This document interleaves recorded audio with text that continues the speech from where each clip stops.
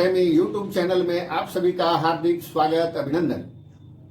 आज के इस कड़ी में हम सभी रश्मि रथी पुस्तक से षष्ठ सर्ग का भावार्थ को जानने वाले हैं। विगत कड़ी में हम सभी पंचम सर्ग के भावार्थ को जाने थे। आइए आज हम सभी षष्ठ सर्ग के भावार्थ को जानते हैं। भीष्म कर्ण से प्रत्यक्षतः घृणा करते थे और जिसका कारण था कि दुर्योधन अधिकतर कर्ण के कहने पर ही निर्णय लिया करते थे। एक प्रकार से दुर्योधन के प्रेम और विश्वास को लेकर भीष्म और कर्ण के भीतर भीतर प्रतिस्पर्धा चलती थी। अतएव भीष्म कभी भी कर्ण से मीठी बातें नहीं बोलते थे। कुछ न कुछ ऐसा कटु शब्द बोल दिया करते थे जिससे कर्ण प्रायः नाराज रहा करते थे। और युद्ध प्रारंभ होने से पहले कर्ण के बेटे को भीष्म ने रथी तो कहा, किंतु कर्ण को अर्धरथी कह दिया। अर्धरथी कहने के कारण कर्ण बुरा मान गया और उसने कहा कि अब यह नहीं हो सकता कि आप और मैं एक साथ रण में प्रवेश करें, क्योंकि महारथी के रहते अर्धरथी को वीरता का सुयश नहीं मिल सकता है। इसलिए उचित यही होगा कि अकेले आप लड़े या मैं युद्ध करूं।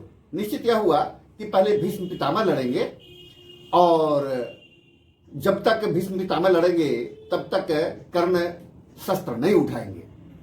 और यह निश्चित हो गया और 10 दिनों तक भीष्म पितामह के नेतृत्व में युद्ध चला। जब भीष्म पितामह सरसैया पर गिर गए तब द्रोणाचार्य के सेनापतित्व में सेना आगे बढ़ती है। तब कर्ण संग्राम में प्रवेश करते हैं और यहां से षष्ठ सर्ग का आरंभ होता है। इसी प्रसंग से कि कर्ण युद्धारंभ के पूर्व पितामह से आज्ञा लेने को उनके समीप जाते हैं। भीष्म कहते हैं कि अब युद्ध समाप्त हो जाना चाहिए, किंतु रणोत्म रण के उन्माद में मस्त कर्ण ने इनका उपदेश को नहीं मानता है और वह युद्ध में प्रवेश कर जाते हैं। पांडवों की सेना को तहस नहस कर डालते हैं।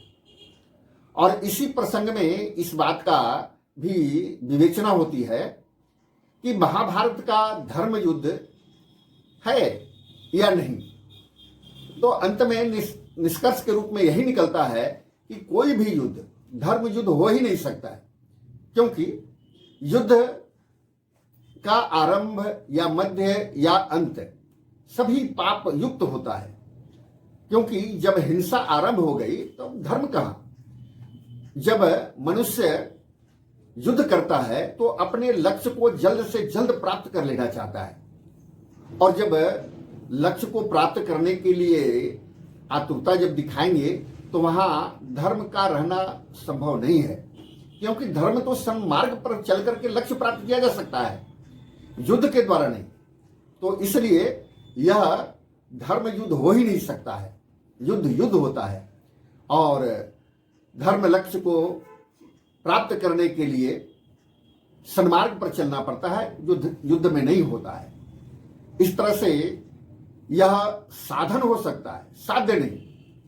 और जिस प्रकार से विजय पाना चाहता है मनुष्य, वह आतुरता में पाप होना संभव ही होता है। और यह एक निश्चित रूप में यह कहा जा सकता है कि युद्ध सन्मार्ग नहीं हो सकता है, धर्म पथ नहीं हो सकता है। और इसके बाद घटोत्कच वध की कथा आती है।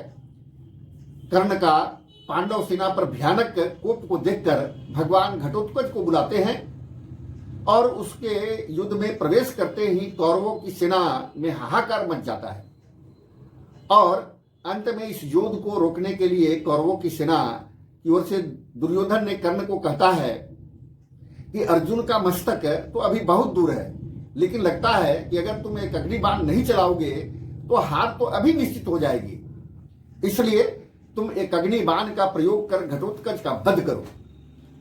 और अंततोगत्वा दुर्योधन की बात को कर्ण टाल नहीं पाते हैं और एक अग्नि का प्रयोग कर देते हैं।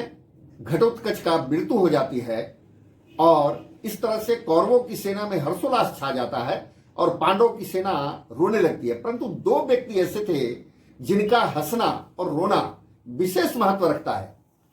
और ऐसी स्थिति में भगवान श्री कृष्ण वह हंस रहे हैं और कर्ण एक तरह से रो रहा है, क्योंकि भगवान जानते थे कि अब जो कर्ण का जो संकल्प था पूर्ण नहीं होगा, क्योंकि ब्रह्मास्त्र का प्रयोग परशुराम के द्वारा पहले ही स्थापित हो चुका है। कवच कुंडल इंद्र के द्वारा पहले ही ले लिया गया है। एक अग्नि एक इनका गर्व का विषय था, वह भी घटोत्कच के रूप में खाली हो गया है। तो वो हंस रहे थे और कर्ण यह जान करके अंदर से रो रहा था। वो जानता था कि अब मैं लक्ष्य को प्राप्त नहीं कर पाऊंगा।